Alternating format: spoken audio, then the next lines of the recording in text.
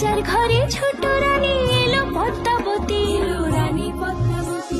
রাজার আরো 6টি রানীর ছিল না সন্তান, পদ্মাবতীর কোলালোতে মিলল সমাধান।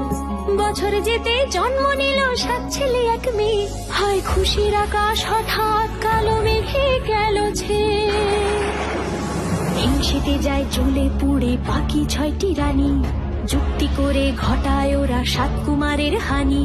সুযোগ মতো 7 ছেলেকে মাটিতে দেয় পুঁতে, বাঁচে একা পারুল ওরা পায় না তাকে ছুতে।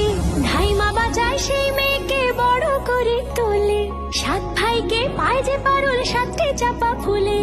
এত কিছুর পরেও রাজার বিপদ যে কাটে না, সূর্য নগরে সুখের সূর্য আর ওঠে না। হিংসা বিবাদ বিচ্ছেদ আর প্রেমের কাহিনীতে পারুল বোন কি পারবে 7 ভাই চম্পাকে জাগা